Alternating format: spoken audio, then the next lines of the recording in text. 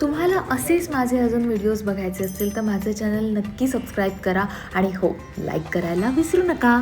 यावर्षी गणूबाप्पाच्या आगमनाचं माझ्या घरी पहिलंच वर्ष आहे आणि ठरवल्याप्रमाणे मी बॅकड्रॉपही स्वतः बनवलेला आहे. हा आहे पूर्ण लुक माझ्या बॅकड्रॉपचा आणि माझ्या गणूबाप्पाचा. मी आधीपासूनच ठरवलेलं की आपल्याला काही झालं तरी शाडूचीच बाप्पाची मूर्ती बसवायची आहे आणि ठरवल्याप्रमाणे तसं करताही आलं आणि ही मूर्ती मी मागवलेली आहे ट्री गणेशा यांच्या वेबसाईटवरून. सकाळी लवकरच बाप्पाची प्राणप्रतिष्ठा पूजा झाल्यावर आरती उरकून घेतली आणि आता वेळ झाली आहे मोदकाची. हो येस, मला मोदक बनवता येतात आणि गणूबाप्पासाठी मोदक बनवायचं ह्यापेक्षा आनंद अजून काय असू शकतो, नाही का? सगळा मित्रपरिवार जमल्यावर आम्ही गणूबाप्पाची दुपारची आरती उरकून घेतली.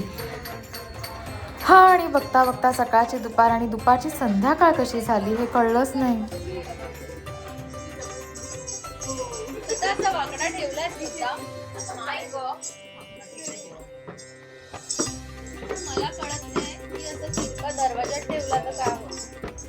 गणूबाप्पा आपल्या घरी विराजमान झालं आणि त्याचं गुणगान गायलं नाही, त्याच्यासाठी भजन गायलं नाही, असं होऊ शकतं का? आमच्या मित्रपरिवारात कोणाच्याही घरी जेव्हा गणूबाप्पा विराजमान होतो तेव्हा त्याच्यासाठी भजनही आम्ही स्वतःच गातो. तेवढीच काही ती आपली हौस आणि कला जोपासणं, नाही का? ते म्हणतात ना, बाप्पा बरोबर सगळं काही बघून घेतो. तुमचं घर कितीही छोटं असो मोठं असो, गणूबाप्पाचं आगमन झाल्यानंतर तिथे इतक्या लोकांची उठबस होते, लोक येतात जातात, पण वेळ कसा जातो हे कळत नाही आणि कधी जागा आणि अन्न कधीच अपुरं पडत नाही. बाप्पाच्या आगमनाच्या पहिल्या वर्षी आमच्या मित्रपरिवारांनी जेवढ्यांना शक्य होईल तेवढ्या प्रत्येकाने आवर्जून हजेरी लावली आणि हेच ते क्षण असतात ना जेव्हा आपण आपल्या परिवाराबरोबर मनसोक्त गप्पा मारू शकतो, मज्जा करू शकतो.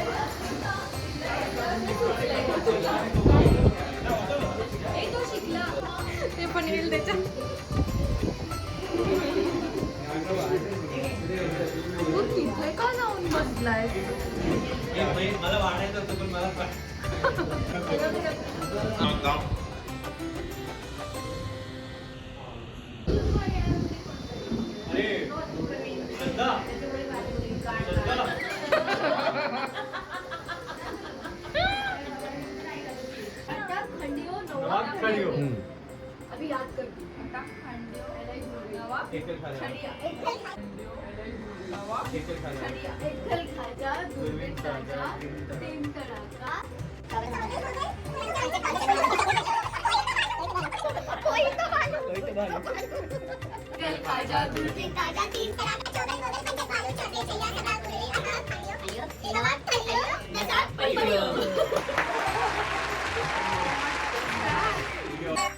प्राणप्रतिष्ठेचा पहिला दिवस कसा पार पडला कळलंच नाही. सकाळची दुपार, दुपारची संध्याकाळ आणि संध्याकाळची रात्र देखील झाली.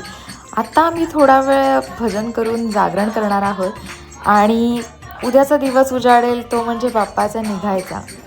वेळ कसा गेला खरंच कळलं नाही.